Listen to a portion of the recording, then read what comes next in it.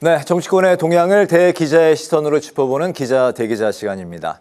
성완용 한겨레신문 선임기자, 최병묵 전 TV조선 해설위원 두 분과 함께하겠습니다. 어서 오십시오. 반갑습니다. 네, 안녕하세요. 네, 오늘 성 기자님께서 발제해 오셨죠? 예, 윤석열 전 대통령 내란 우두머리 사건 1심 선고가 있었고요. 네. 또 뭐 지나갔습니다만 설 연휴에 민심에 영향을 주는 이런저런 정치 현안들이 있었던 것 같습니다. 그런 의제를 가지고 좀 토론해 보면 좋을 것 같습니다. 네. 내란 우두머리 혐의로 기소된 윤석열 전 대통령이 1심에서 무기징역을 선고받았습니다.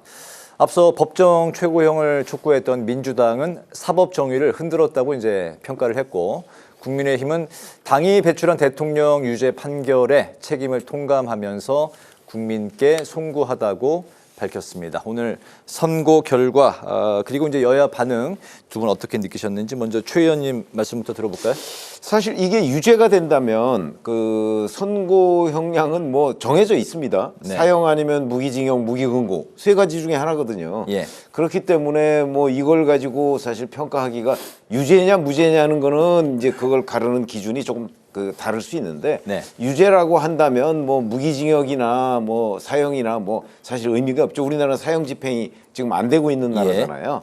그래서 저는 뭐 그걸 가지고 따지는 거는 별 뭐 논란이 되지 않는다 이렇게 보고요. 다만 이제 이게 1심이기 때문에 네. 앞으로 2심, 3심에서 과연 어떤 그 변화가 있을까 뭐 하는 것들도 있는데 워낙 중차대한 일이기 때문에 1심 선고를 놓고서도 각 당에서 지금 반응이 나왔지 않습니까? 예. 그런 걸 보면 뭐 제가 보기에는 그냥 적절한 수준에서 그 지규현 재판장이 판단을 한 것이 아닌가. 그리고 이미 한덕수 전 국무총리나 아니면 이상민 전 행안부 장관에도 그 판결 선고도 내란 비상계엄이 내란이다 이렇게 지금 그 판결이 돼 있기 때문에 네. 이게 뭐 앞으로 뭐 2심이나 3심에 간다고 해서 뒤집힐 가능성은 별로 없는 것 아닌가 하는 생각이 들고요. 네. 그러니까 지금 아마 국민의힘에서도 이 문제와 관련해서 사과하고 뭐 이렇게 했는데 국민의힘이 정말 국민들한테 이 문제에 대한 반성의 기미를 보이겠다라고 한다면 네. 이와 관련한 말로만 그치는 것이 아니고 예. 여러 가지 후속 조치들도 함께 취해야만 아마 지방선거에 그 제대로 성적을 기대할 수 있지 않을까. 저는 이렇게 이렇게 얘기를 하겠습니다. 절연을 말씀하시는 건가요? 뭐 그렇다고 봐야 되겠죠. 예. 이렇게 뭐 반성한다고 하면서 그런 여러 가지 후속 조치들이 전혀 나오지 않는다면 네. 그 반성에 대해서 국민들이 진정성을 인정할 수 있겠습니까? 네, 알겠습니다. 무기징역이 적절했고 2, 3심에서 뒤집힐 가능성은 별로 없어 보인다 말씀하셨는데요. 네. 네, 일단 판결은 저도 그렇게 봅니다. 이게 한덕수 전 총리나 이상민 전 장관에서도 내란이라고 인정을 했고요. 네. 오늘도 이제 내란 우두머리하고 중요한 종사자들 아주 여러 명에 대해서 좀 깊이 있게 선고를 했는데 낭독한 게 다가 아니라고 지기현 부장판사가 얘기를 했죠. 그래서 판결문에 아주 자세하게 써놨다. 읽어보시라. 저도 좀 구해서 읽어보고 싶습니다. 그래서 네. 굉장히 그 공부를 많이 했구나 이런 생각이 들고요. 그래서 이게 지금까지 이게 그 국헌 문란의 목적이 없었다. 이게 당사자들 주장이고요. 또 이제 윤석열 전 대통령 좀 이렇게 감싸는 분들은 이게 무슨 폭동이냐. 폭동은 아니다. 뭐 이제 이렇게 얘기를 했는데. 네. 법원에서는 아니 그 국헌문란 목적 맞고 폭동도 맞다. 그래서 내란죄 맞다. 그렇게 선고를 한 겁니다. 그래서 이게 저도 이제 2심이나 3심에서 이게 뒤집힐 것 같지는 않다는 생각은 들어요. 다만 네. 피고인별로 이제 유무죄 이런 부분이 좀 엇갈릴 겁니다. 꼭 하나 좀 드리고 싶은 말씀은 이게 뭐 이제 양당의 평가가 좀 엇갈리죠. 네. 그런데 민주당에서 이제 아쉽다 이런 얘기가 나오는데 그거는 좀 양면이 있어요. 이를테면 오늘 무기징역 선고에 대해서 민주당 몇몇 정치인들이 뭐 평가한다, 환영한다 이런 걸 냈다가 좀 항의를 받았다고 합니다. 네. 이제 급히 쓴 글을 내리고 이런 장면이 있었는데 그건 왜 그러냐면 이 비상계엄 때문에 워낙 좀 충격을 많이 받았기 때문에 그런 분들한테는 이 법 감정이나 정서에 안 맞을 수가 있습니다. 무슨 뭐 무기징역 가지고 되겠느냐. 이제 그런 이제 강경한 여론을 좀 의식해서 네. 발언들을 좀 조정하는 것 같은데 아까 최 의원 말씀하셨듯이 우리나라는 실질적인 사형 폐지 국가입니다. 그래서 네, 꼭 사형을 그렇게 선고해야 되느냐에 대해서 가만히 생각해 보면 글쎄 또 굳이 그렇게까지 이렇게 생각할 수가 있는 겁니다. 그래서 좀 화난 분들의 정서는 저도 충분히 이해를 하지만 네. 조금 좀 호흡을 가다듬고 좀 자세히 볼 필요가 있다 싶고요. 일단 이 내란의 이 목적범이라는 거, 폭동이라는 거에 대해서 확실하게 인정을 했기 때문에 그런 부분은 평가하는 게 옳을 것 같습니다.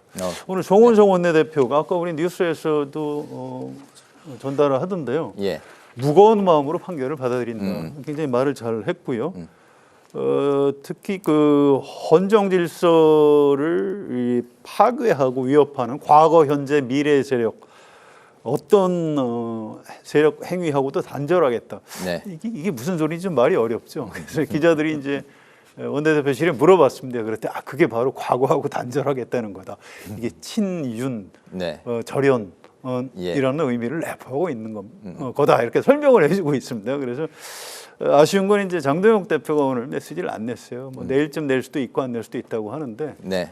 장동혁 대표가 좀 더 확실하게 윤석열 전 대통령하고 절연한 그런 메시지를 내주는 게 국민의힘에도 좋을 것 같다 이런 생각입니다. 알겠습니다. 설 연휴가 지나고 나니까 이제 지방선거가 훌쩍 이제 코앞으로 다가온 그런 느낌이 듭니다. 이제 3개월여에 남은 상황인데 이런 가운데 국민의힘은 새로운 당명을 2개로 압축을 하고 3.1절에 발표를 할 걸로 알려지고 있습니다.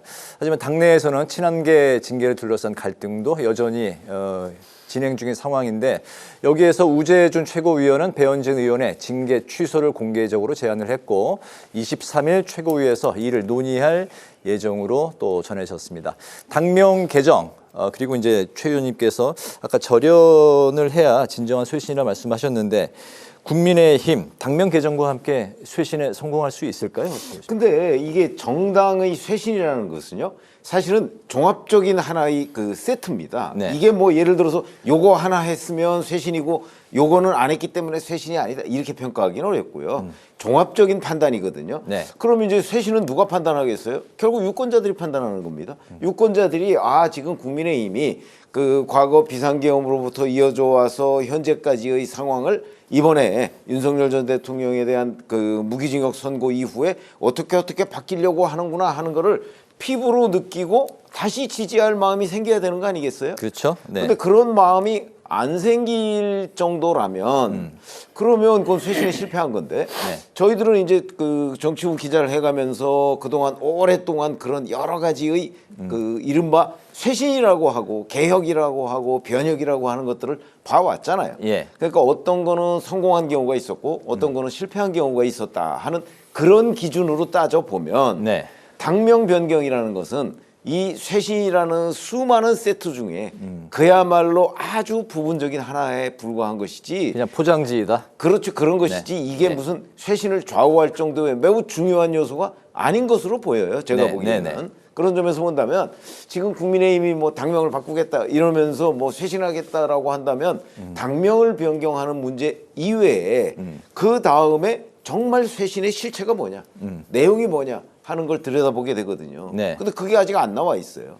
그렇기 때문에 지금 당명 변경이라는 거는 정말 아주 극히 일부분의 그 쇄신책에 불과하다. 이렇게 평가하겠습니다. 당명은 그렇게 중요한 건 아니다. 실제 핵심은 아까도 말씀하셨듯이 윤 전 대통령과의 절연이다. 문제를 포함해서 여러 가지가 종합적으로 이루어질 때 유권자들이 평가할 거라는 거죠. 알겠습니다. 근데 이게 성공한 경우가 있고 실패한 경우가 있거든요. 이제 둘 다 국민의힘 전신인 정당에서 있었던 일입니다. 2011년 10월 26일일 겁니다. 그 서울시장 재보궐선거에서 졌죠. 또 그 당시 재보궐선거 여러 개 했는데 거기서 다 졌습니다. 그래서 안 되겠다. 박근혜 전 대표를 다시 불러 세우자. 그래서 비상대책위원장 으로 세우고 그때 이제 당명을 새누리당으로 바꿨는데 당명만 바꾼 게 아니고요. 아예 강령부터 다 뜯어 고쳤습니다. 색깔도 새빨간색으로. 저는 그때 보수 정당에서 빨간색을 쓰는 걸 보고 깜짝 놀랐어요. 원래 예. 빨간색은 빨갱이 그래서 이 좀 진보 쪽 정당 색깔인데 저 의원회관에 가서 이 그 대회를 하는데 네네. 눈앞이 새빨간 거예요. 약간 충격을 좀 받았던 일이 있는데 물론 이제 그 강령에다가 경제민주화 이런 것도 집어넣고 네. 뭐 복지국가 이런 것도 집어넣고 어쨌든 그렇게 해서 쇄신의 성공을 한 걸로 국민이 평가를 해줘서 2012년 총선도 이기고 2012년 대선도 이겼던 겁니다. 그게 네. 이제 성공 사례고요. 2020년 총선을 앞두고 황교안 대표가 당명을 미래통합당으로 바꿨을 겁니다. 근데 뭐 다 그게 뭐 그 밥에 그 나물이고 뭐 공천도 뭐 별로 쇄신 안 하고 하니까 오래 못 갔죠? 총선 참패했지 네. 않습니까? 그 당명 오래 못 갔습니다. 예. 그래서 이번에도 제 의원 말씀이 맞아요. 당명이 중요한 게 아니고 어느 정도 이 국민의힘 장동혁 대표하고 정원석 원내대표 이런 분들이 좀 제대로 된 쇄신을 하느냐 이런 건데 저는 당명보다도 훨씬 중요한 게 배현진 의원 징계 사안이라고 봅니다. 이게 중앙윤리위에서 제명 결정, 당원권 정지 1년 결정을 했는데 네. 이거를 취소하기가 정치적으로 쉽지는 않을 거예요. 그렇지만 그렇게 해야 됩니다. 그래야 이를테면 이 정도에서 끊어낼 수가 있거든요. 벌써 한동훈 전 대표 제명했죠. 또 김종혁 전 최고위원 철당 권유해서 제명됐죠. 자, 배현진 의원이 당원권 1년 정지되면 이제 서울시 당위원장, 서울시당에서 하는 공천을 다 중앙당에서 하고 아니면 장동혁 대표 쪽에서 하겠다는 얘기인데 그렇게 해서 지방선거 치를 수 있을까요? 어려울 겁니다. 그래서 어떤 보수 세력 안에서의 어떤 통합 이런 걸 위해서도 배현진 의원에 대한 징계는 취소하는 게 좋겠다. 그걸 할 수 있다면 네. 국민의힘 장동혁 대표가 좀 쇄신을 할 의지가 있구나 이렇게 평가할 수 있을 것 같습니다. 알겠습니다. 23일 최고위원회의를 또 지켜보기로 하고요. 이렇게 이제 지방선거를 앞두고 있는 상황에서 민주당은 다음 주 초까지 조국혁신당과의 통합을 논의할 추진위원회를 구성하겠다고 밝혔습니다. 하지만 정작 혁신당은 추진위가 무엇을 논의하는 기구인지를 확인한 후에 참여 여부를 결정하겠다는 입장인데요. 가장 쟁점인 선거연대 범위에 대한 이런 양당 시각차. 앞으로 이 시점에서 점차 좀 좁혀 나갈 수가 있을까요? 선거연대 과연 가능할까요? 근데 연대라는 건 가능한데 자, 네. 연대의 핵심이 뭐죠? 저는 뭐 사실 하나만 딱 집으라면 결국 조국 대표에 대한 대우 문제 아니겠어요? 그러니까 민주당이 조국혁신당과 그 연대와 통합을 한다고 하는데 네. 자, 그러면 조국 대표를 어떻게 할 것이냐? 이번 지방선거를 앞두고 보궐선거도 몇 개 치러집니다. 보궐선거 지역에 조국 대표를 공천할 수 있느냐? 연대로. 네. 연대라는 의미는 조국 대표가 출마할 경우에 민주당은 그 지역에 후보 공천을 안 하는 거 아니겠어요? 예. 이런 부분이 해결되지 않고서는 저는 이거는 추진위만 덜렁 구성해 놓고 그 안에서 뭘 논의합니까? 어차피 이 그 정당 간의 통합 문제라는 거는 이건 정치 협상입니다. 네. 그렇기 때문에 정치 협상을 놓고서 그 안에서 실무자들끼리 뭐 하나씩 주고받고 이거 안 됩니다. 어차피 통 크게 대표 간에 그 뭘 어떻게 할 것인지 또 지분은 어떻게 할 것인지 뭐 이런 큰 기준을 마련해 놓지 않으면 네. 성공하기 어렵거든요. 그런 점에서 본다면 오히려 조국혁신당에서 네. 그 추진위원회에서 뭐 할 건지를 좀 알아보고 참여 여부를 결정하겠다라고 하는 것이 정치적으로는 오히려 바른 판단으로 보이고요. 예. 민주당에서는 일단 추진위 한번 발족해 봅시다라고 하는 거는 그냥 일단 기선제압용 내지는 뭐 흐름을 자기네들이 주도하겠다는 그 이상도 이하도 아니다. 라는 차원에서 본다면 지금 글쎄 민주당 뜻대로 아마 이게 굴러가지는 않고요. 네. 결국은 조국 대표를 민주당이 어떻게 대우할 것인가에 대한 그림 이게 조국혁신당에 전달되지 않고서는 이 문제는 성공하기 어렵다 이렇게 봅니다. 두루뭉술하지 않고 답을 확실하게 줘야 그건 그것도 결국 특히 조국 대표 문제로 조국 이렇게 대표의 좁혀진다는 거죠. 공천권을 어떻게 할 것이냐? 아니 공천을 어떻게 줄 것이냐는 문제가 되겠죠. 알겠습니다. 네. 좀 봐야 될 것 같아요. 이건 저 길게 드릴 말씀 별로 없는데 왜냐하면 민주당에서 이거 어떻게 할지 그림이 안 그려져 있습니다. 또 별로 절박하지도 않아요. 뭐 합당도 안 했죠. 안 하기로 했죠. 선거연대도 꼭 해야 되나? 뭐 이런 얘기들을 많이 합니다. 지금 네. 이제 국민의힘이 워낙 지지도가 낮다 보니까 민주당에서 별로 생각이 없는 것 같아요. 앞으로 혹시 이제 여론조사 지방선거 앞두고 계속 할 텐데 이제 국민의힘 추격이 시작된다거나 하면 그때 가서 아이고 안 되겠다 우리 저 연대합시다 이렇게 할 수 있겠죠. 그래서 뭐 이제 시작에 불과하다. 네. 어떤 큰 계획이 있는 게 아니기 때문에 당분간은 이렇게 지체하는 상태가 계속될 것이다 이렇게 전망합니다. 당분간은 이런 뭐 소강 상태로 좀 흘러가다가 그렇습니다. 정말 급할 때에 연대가 이루어질 수 될 있을 수도 거다. 있고 네. 급하지 따로 똑같이 않으면 갈 아예 수도 안 할 있고. 수도 있고 그런 거죠. 그렇군요. 아무튼 이것도 역시 상황을 좀 시간을 두고 지켜봐야 그렇습니다. 될 것 같습니다. 설 연휴 동안 이재명 대통령과 장동혁 국민의힘 대표가 부동산 정책을 두고 SNS에서 설전을 벌였는데요. 민주당은 코스피 5천 시대에 대한 민심의 기대감을 강조를 했고 또 국민의힘은 이 대통령의 부동산 발언이 바로 시장 자체의 불안을 조장했다 이렇게 비판을 했습니다. 두 분 설 연휴 잘 보내셨을 거라 생각이 들고 그동안 또 뭐 여러분들하고 이 설 민심도 이야기를 좀 하셨을 것 같은데요. 그런데 과거하고 좀 다른 거는요. 네. 아마 이게 이제 코로나 사태 이후의 어떤 풍경이라고 저는 보여지는데 네. 이 오프라인에서 이렇게 사람들 간의 만남이 아무리 설이라고 하더라도 그렇게 많지 않은 것 같아요. 네. 그러니까 다 그냥 온라인에서 뭐 인사 나누고 뭐 되게 끝나는 경우가 있고 그다음에 또 하나 결정적인 것은 바로 이른바 국민의힘 지지층이라고 하는 세력은 예. 사실 그 사람을 만나도 요새는 뉴스도 안 보고 정치에 관해서 이렇게 크게 얘기하고 싶은 동력이 별로 없는 것 같아요. 그러니까 우리 사회가 민주당 지지층, 국민의힘 지지층, 중도 뭐 이렇게 있다고 한다면 예. 이쪽 한쪽이 정치 얘기를 그렇게 그 뭐 활발하게 하고 싶어 하지 않는 분위기거든요, 지금. 이러다 보니까 이 설 민심이라고 하는 것이 과거와 달리 네. 별로 형성이 안 되고 있는 것 아닌가. 그러다 보니까 변화도 감지하기가 어렵다. 저는 이렇게 생각을 하고요. 네.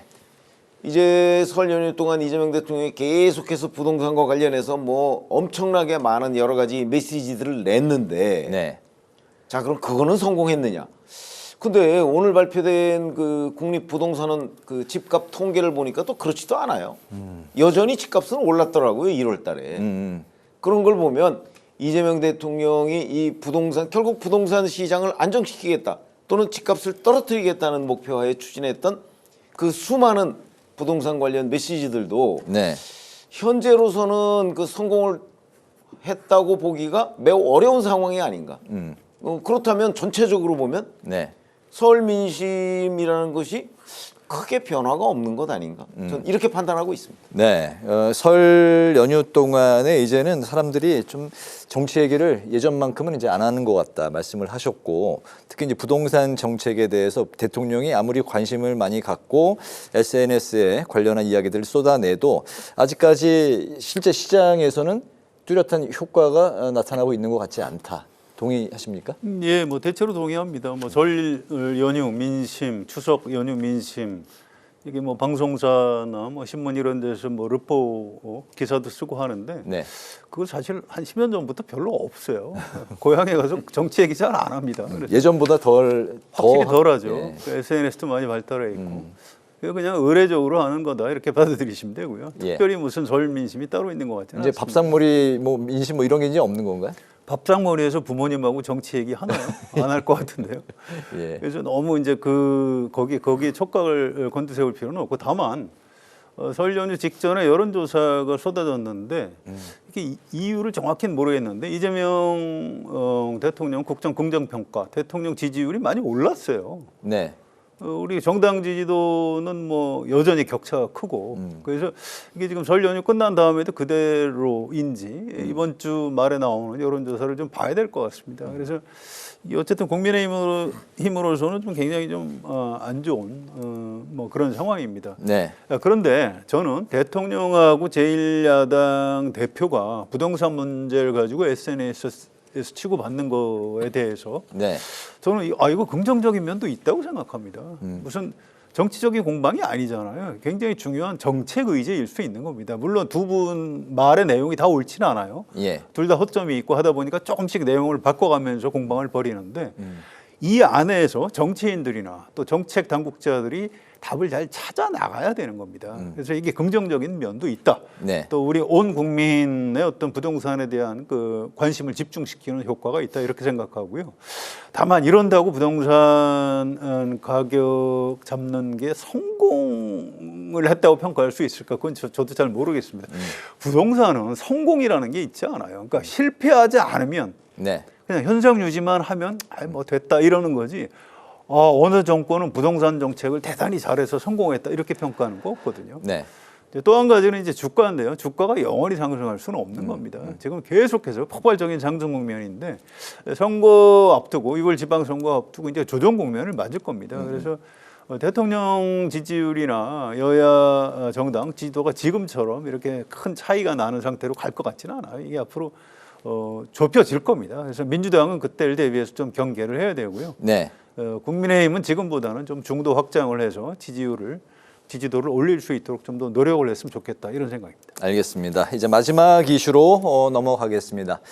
북한이 무인기 침투에 대한 재발 방지책을 요구를 했고 이에 정동영 통일부 장관이 닷새 만에 대책을 어제 내놨습니다. 비행 금지 구역 설정 등을 포함한 9.19 군사 합의 복원을 선제적으로 추진한다 이런 내용이 담겼는데요. 이에 대해서 국민의힘은 북한이 먼저 잘못한 일에 대해서 우리가 이런 대책을 내놓는 것은 자주 국방을 포기한 선언이다 이렇게 비판을 했습니다. 정동영 장관의 결단 어떻게 평가하시는지 마지막 성 의원님부터 들어볼까요? 예, 뭐 길지 않게 말씀드리죠. 뭐 이게 사실은 북한 문제가 이렇게 어렵게 된 게 우리 쪽 잘못도 있지만 물론 이제 북한 잘못이 제일 크죠. 그런데 이제 미국하고 북한이 하노이 노딜 사건 2019년이죠. 그게 굉장히 큽니다. 이제 그 이후에 우리는 윤석열 정부가 들어서면서 이걸 어떻게 풀어내지 못했고요. 네. 또 미국에서 뭐 별 관심이 없었죠. 좀 안타깝게 됐는데 저는 정동영 장관이 이런 식으로 하는 게 저는 잘하는 거라고 봅니다. 남북 관계에서는 북한을 위해서 하는 게 아니에요. 우리를 위해서 하는 겁니다. 네. 그래서 뭐 우리는 우리대로 또 노력을 하고 미국은 또 미국대로 노력을 해서 북한 핵 문제를 어떻게든 해결해 나가고 한반도 평화를 밀고 나가야 되겠죠. 이거에 대해서 이제 안보나 이런 걸 걱정하는 시각도 물론 있습니다. 그런데 또 그건 그거대로 고려해가면서 우리 정부가 좀 더 주도권을 가지고 추진했으면 좋겠다 이런 생각입니다. 네, 정동영 장관이 선제적으로 어제 담화를 발표한 이런 결단 잘한 것이다. 저는 그 결단이라는 표현 자체에 대해서 부정적입니다. 왜 그러냐면 네. 9.19 군사 합의라는 거 잘 보셨잖아요. 합의해놓고 나서 우리만 지켰고 북한은 지키지 않았습니다. 수시로 그 합의를 깼거든요. 네. 거기에 대해서 한 번도 인정하지도 않았어요. 무인기 문제요. 무인기를 먼저 침투시킨 게 북한입니다. 잘 기억하실 거예요. 2014년 우리 곳곳에 발견되지 않았습니까? 북한은 그 무인기에 대해서 한 번도 인정하지 않았어요. 자기네들이 보냈다고 인정하지도 않았고요. 네. 자, 그런데 우리가 무인기 보낸 거에 대해서 인정하고 그 다음에 사과하고 그것도 북한이 시키는 대로 이렇게 얘기하면 앞으로 남북한 지금 유엔에 동시에 가입한 사실상의 다른 나라입니다. 그렇죠? 유엔에는 네. 동시에 가입해 있으니까.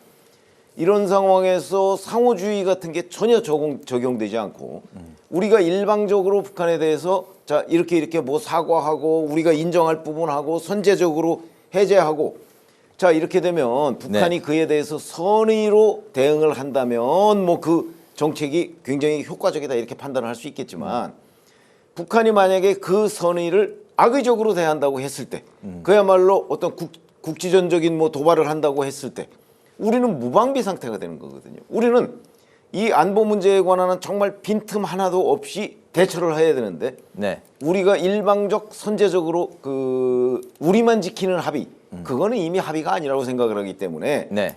그래서 저자세 논란이 나오는 거고요. 지금 뭐 어떤 구체적인 그 협의가 북한하고 있는지는 뭐 저희가 공개가 안 돼서 잘 모르겠지만 네.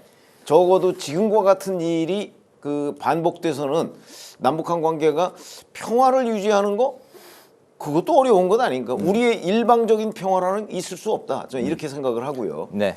우리 국민들의 자존심까지도 고려한 통일 정책이 있어야 되겠다. 이렇게 판단합니다.